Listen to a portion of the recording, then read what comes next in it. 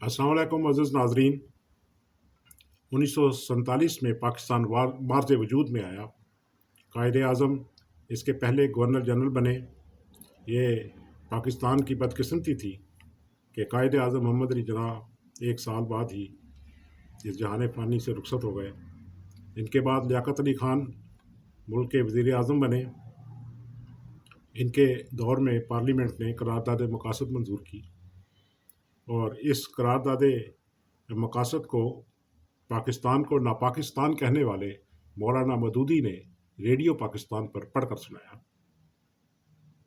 اور یہ پہلی چنگاری تھی جو اس وقت بلندوں بالا شعلوں میں تبدیل ہو چکی ہے۔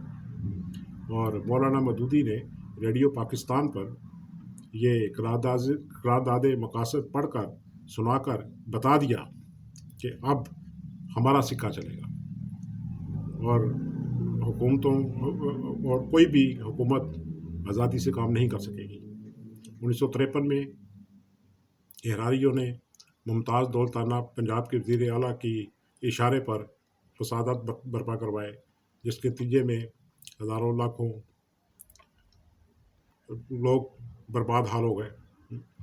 ایک ایسی آگ بھڑکی جس نے پورے پنجاب میں تباہی مچا دی۔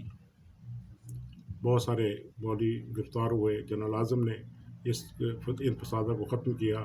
منیر کیانی نے جو اس کے اوپر اپنی رپورٹ مرتب کی، اس کے پڑھنے سے صاف پتہ چلتا ہے کہ یہ فساد کروانے والے کون تھے۔ یہ وہی لوگ تھے احراری جنہوں نے پاکستان کی دل کھول کر مخالفت کی تھی۔ وقت بدلا، اور 1973 میں پاکستان کا آئین بنا۔ پاکستان کو اس آئین نے سنہری چادر اسلامی جمہوریہ پاکستان کی اڑا دی۔ 1974 میں اس آئین کی شق 20 کا مذاق اڑاتے ہوئے اور اس پر پانی پھیرتے ہوئے لاکھوں لوگوں کو غیر مسلم اقلیت قرار دے دیا گیا، اور ان کے ضمیر کے خلاف یہ فیصلہ دیا گیا، اور ضمیر کی آزادی کا اس دن خون ہو گیا۔ ایک بھی پارلیمنٹ کا ممبر ایسا نہیں تھا جو باضمیر ہوتا۔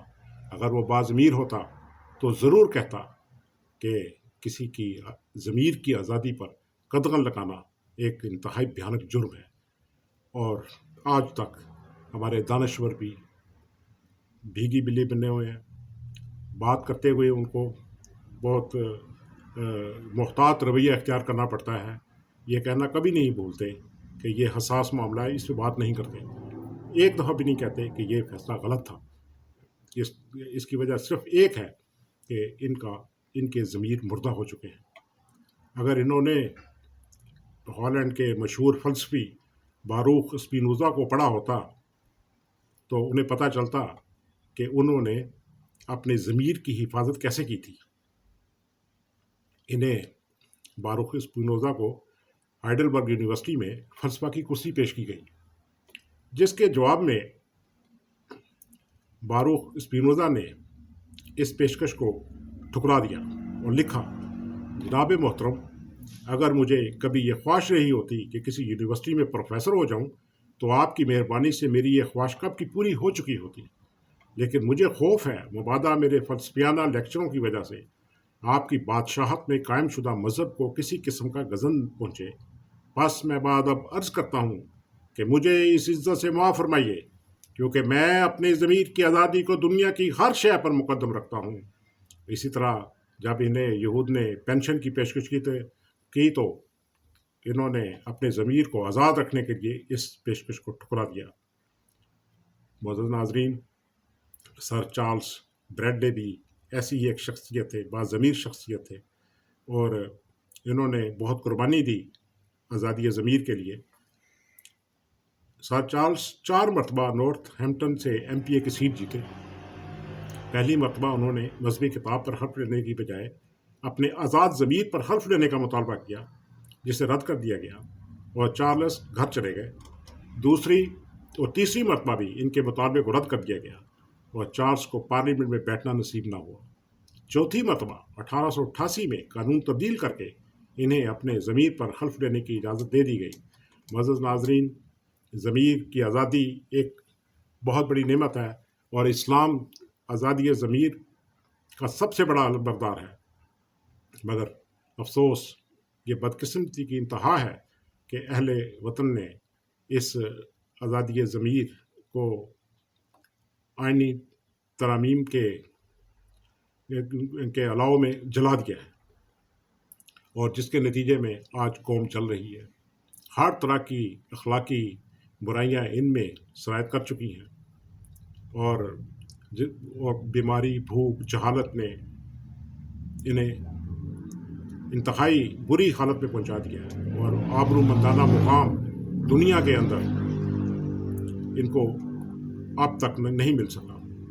حالانکہ پاکستان جب ماض وجود میں آیا تو اس کی قیادت قائد اعظم محمد علی جناح نے سنبھالی، تو اس وقت یہ ضمیر زندہ تھا، ان کے اندر ضمیر زندہ تھا، مگر اس کے بعد آنے والے لیڈروں نے اپنے ضمیر کو بیچ کھایا۔ اور اسی آگ کے اندر بے شمار مندر جلائے گئے، مسجدیں جلائی گئیں۔ آپ اندازہ لگائیں کہ 18 برس میں 104 مساجد کو نمازیوں سمیت شہید کر دیا گیا، اور اسی مندر اور گرجے اور دوسرے عبادت خانے اس کے علاوہ ہیں، اور لاکھوں لوگ مر چکے ہیں، اور یہ ایسی آگ ہے جو بجھنے کا نام نہیں لے رہی۔ اس کی وجہ صرف اور صرف ایک ہی ہے کہ انہوں نے اپنے جو حقیقی دانشور تھے انہیں ملک سے نکال دیا ہے۔ کوئی بھی بات اگر کوئی کرتا ہے، وہ بات کرتا ہے جو ان کو زندگی دینے والی ہے یا ان کے مسائل کا مداوع کرنے والی ہے، اسے رد کر دیا جاتا ہے، اور آگ میں جلنے کا شوق انہیں اس قدر زیادہ ہے کہ زندہ باد مرد آباد کے نعرے لگاتے لگاتے بے خوف ہو کر آگ میں کود رہے ہیں اور کودتے چلے جا رہے ہیں۔ اور اسی تناظر میں چند اشعار آپ کی خدمت میں پیش ہیں۔ جن نے جلائے تھے آگ بجھانے والے، جن نے جلائے تھے آگ بجھانے والے، جل رہے ہیں وہ آگ لگانے والے، جل رہے ہیں وہ آگ لگانے والے، آگ پر لوٹ رہے ہیں اہل ستم، آگ پر لوٹ رہے ہیں اہل ستم، جل مرتے ہیں آخر آگ اٹھانے والے۔ جو اہل فساد آگ پھانک رہے ہیں، جو اہل فساد آگ پھانک رہے ہیں، یہی تو تھے کل آگ بھڑکانے والے، یہی تو تھے کل آگ بھڑکانے والے۔ بہت تاپ لیے ہاتھ آگ جھاڑنے والوں، بہت تاپ لیے ہاتھ آگ جھاڑنے والوں، بچ نہیں سکتے کبھی آگ برسانے والے، بچ نہیں سکتے کبھی آگ برسانے والے۔ آتش جنونیت جنونی بجھا نہیں سکتے، آتش جنونیت جنونی بجھا نہیں سکتے، مسیحا ہوتے ہیں فقط اسے بجھانے والے، مسیحا ہوتے ہیں فقط اسے بجھانے والے۔ اب بھی وقت ہے اے جلنے والو، اب بھی وقت ہے اے جلنے والو، بلا لو جلدی سے آگ دبانے والے، بلا لو جلدی سے آگ دبانے والے۔ جن نے جلائے تھے آگ بجھانے والے، جل رہے ہیں وہ آگ لگانے والے۔ معزز ناظرین، اللہ تعالیٰ کرے کہ جلد سے جلد یہ آگ بجھ جائے، نفرت کی اور بے ضمیروں کی دل کی آگ بجھ جائے، اور یہ باضمیر بن جائیں، اور ان مصلحین کو جنہیں انہوں نے دھتکار دیا ہے ان کو دوبارہ گلے سے لگانے پر آمادہ ہو جائے۔ اللہ تعالیٰ سب کو اس کی توفیق دے، اور اسی کے ساتھ اجازت چاہتا ہوں۔ اللہ حافظ۔